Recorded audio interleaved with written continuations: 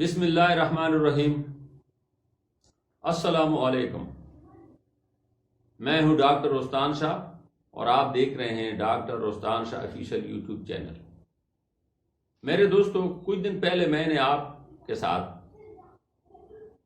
زنانہ بانجھ پن کے بارے میں معلومات شیئر کی تھی، اور آج موقع آ پہنچا ہے مردانہ بانجھ پن کا، کیونکہ زنانہ بانجھ پن سے کے اسباب، علاج، علامات وغیرہ سے آپ جان چکے ہوں گے۔ میں پھر بھی بتانا چاہتا ہوں کہ بانجھ پن کیا ہوتا ہے۔ بانجھ پن ہوتا ہے مرد یا عورت دونوں میں بچے پیدا کرنے کی صلاحیت جب نہ ہو تو اس کو بانجھ پن کہا جاتا ہے۔ تو آج ہم بات کریں گے مردانہ بانجھ پن پر۔ مرد کے بار بار جمع کرنے سے مکمل طور پر ٹھیک عورت کو عمل نہ ہو تو یہ مردانہ بانجھ پن کہلائے گا۔ کیا ہوگا؟ مرد اگر بار بار ٹھیک عورت کے ساتھ ہم بستری کرے، جمع کرے، پھر بھی اس کو عمل نہ ہو تو یہ کیا ہوتا ہے؟ مردانہ بانجھ پن ہے۔ مطلب اس کا یہ ہے کہ عورت میں کوئی خرابی نہیں ہے، اس مرد میں خرابی ہے، کیونکہ عورت تو ٹھیک ہے۔ تو اس کی وجوہات کیا ہو سکتی ہیں؟ کیوں یہ بانجھ پن پیدا ہوتا ہے یا بانجھ پن ہوتا ہے مرد کو؟ نمبر 1، مادہ منویہ یعنی سپرم، اس کا کیا ہوتا ہے؟ کم ہونا، جو یہ کم ہوتا ہے۔ اور نمبر 2، سپرم کا کمزور ہونا، سپرم اس کا کمزور ہے۔ نمبر 3، منی کا پتلا ہونا، کہ منی پتلی ہے، طاقت والی نہیں ہے۔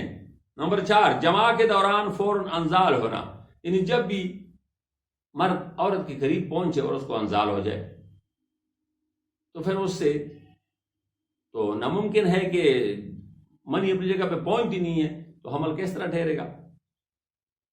اور ساتھ ساتھ نمبر 5، ذہنی تناؤ یعنی ڈپریشن۔ بندہ جب ذہنی تناؤ میں ہو، ڈپریشن میں ہو، پریشانی میں ہو تو وہ پشتو میں کہتے ہیں کہ خیٹا ڈاکا بلا خبر زنہ کہوں، میں نہیں کرتا ہوں۔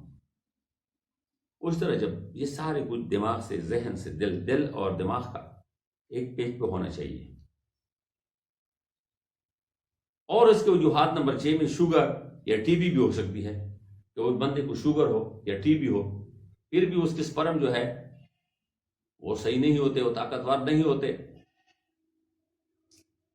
اور اس کے علاوہ فوتوں کی خرابی، کیونکہ فوتی کیا ہوتے ہیں جس کو ہم ٹٹی بھی کہتے ہیں، اس میں جب خرابی ہوتی ہے، اس میں جو گولے ہوتے ہیں، گولیاں، اس میں خرابی ہوتی ہے، کیونکہ یہ فیکٹری ہے کس چیز کی؟ سپرم کی۔ یہاں سے سپرم بنتے ہیں، اصل میں یہ فیکٹری ہے۔ یہ فیکٹری خراب ہو تو پھر آپ کو پتا ہے۔ نمبر 8، ٹیسٹوسٹیرون ایک ہارمون ہوتا ہے، اس کے لیول میں کمی ہو پھر بھی نہیں ہوتا۔ اس کے علاوہ جسم میں اس کی جو غدودیں ہوتی ہیں وہ بھی ناقص کارکردگی میں ہو، اس میں جسم مختلف غدودیں ہوتی ہیں، اس کی بھی ناقص کارکردگی۔ تو یہ جب کوئی تکلیف ہوتی ہے تو پھر کیا ہوتا ہے؟ مرد بچہ پیدا کرنے کی صلاحیت نہیں رکھتا، اس کے سپرم میں طاقت نہیں ہوتی، اس کے سپرم، اس میں جان نہیں ہوتی، اس کا دورانیہ کم ہوتا ہے، اس میں ڈیڈ اور زندہ کا، مردے اور زندہ کا ہوتا ہے۔ تو اس طرح یا اس کی سی ایس سے پیشاب کے یا اس کے منی سے کلچر ٹیسٹ کر کے کہ اس میں کوئی زہر تو نہیں آ رہا، کہ اس کو وہ تباہ کر دیتے ہیں، کسی قسم کی سوزش ہو تو اس سے بھی یہ ہوتا ہے کہ اس کے سپرم کو وہ زہر جو ہے وہ ختم کر دیتے ہیں، جس کو پسلز کہتے ہیں۔ پسلز جب منی میں آ رہا ہو تو پھر بھی اس کے جو سپرم زندہ ہوتے ہیں وہ اس سے تباہ ہو جاتے ہیں، مر جاتے ہیں، تو وہ بندہ بھی بانجھ پن کی بیماری میں مبتلا ہوتا ہے۔ یعنی سوزاک وغیرہ بھی اس کو ہوتی ہے. تو یہ ہیں وجوہات، اور بھی چھوٹے موٹے وجوہات ہو سکتے ہیں، بڑے بڑے وجوہات یہ ہیں. ابھی اس کی معلومات کس طرح کی جاتی ہے؟ ٹیسٹ ہے، سیمن انالیسس ٹیسٹ. اسے پتہ چلتا ہے کہ اس کو بیماری کیا ہے، اس کی سیمن میں کیا بیماری ہے، کیا نقص ہے، پسلز آ رہا ہے، اس کی کوانٹٹی کم ہے، اس میں ڈیٹ اور زندگی تناسب کا کیا ہے. تو پھر پتہ چلتا ہے، اس کے مطابق بانجھ پن کا علاج کیا جاتا ہے.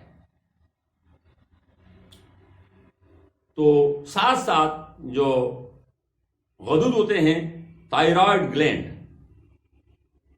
کبھی کبھی یہ بھی ہوتا ہے کہ وہ جسم میں جو غدودوں کی کارکردگی صحیح نہ ہو تو پھر بھی بانجھ پن کا مرض رہتا ہے. اور اس کا بھی کیا ہے، اس کا بھی ٹیسٹ سے پتہ چلتا ہے.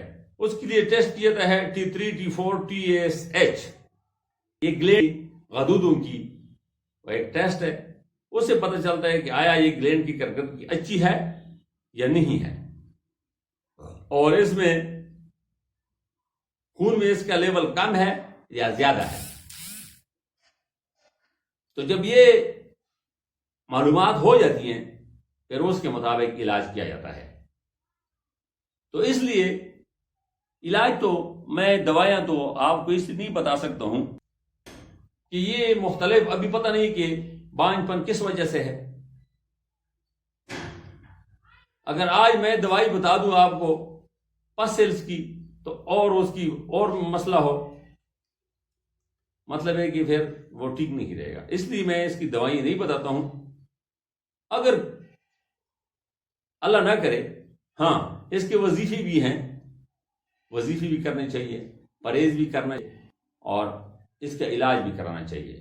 لیکن سب سے پہلے یہ ہے کہ اس کے لیے ٹیسٹ، معلومات لینی چاہیے کہ اس کو، مرد کو بانجھ پن ہے کس وجہ سے، تکلیف کس چیز کی ہے. تو اس کے مطابق یہ علاج کرنا چاہیے. اور اللہ تعالیٰ نے جو بھی بیماری پیدا کی ہے اس کا علاج بھی پیدا فرمایا ہے. تو اس لیے مایوسی گناہ ہے، نا امیدی کفر ہے. اللہ کی رحمت سے مایوس نہ ہو کبھی بھی. اللہ تعالیٰ جو بھی کچھ کرتا ہے وہ انسان کے لیے بہتر کرتا ہے، لیکن ہمیں وہ سمجھ نہیں ہوتی، ہمیں وہ شعور نہیں ہوتا. تو اس لیے ہاں، لیکن علاج جو ہے وہ سنت رسول ہے، وہ کرنا چاہیے مکمل علاج کر کے. پھر اگر آپ کو پھر بھی وہ مسئلہ آپ کا حل نہ ہو رہا ہو تو پھر اس میں آپ کی بہتری ہوگی. کیونکہ اسباب کو اختیار نہ کرنا بدعت ہے، اور اسباب پر یقین رکھنا یا یقین کرنا کفر ہے. اس لیے میرے بھائیوں، علاج کرنا چاہیے کسی ماہر ڈاکٹر سے اچھی طریقے سے. تو مایوسی کبھی نہیں کرنی چاہیے.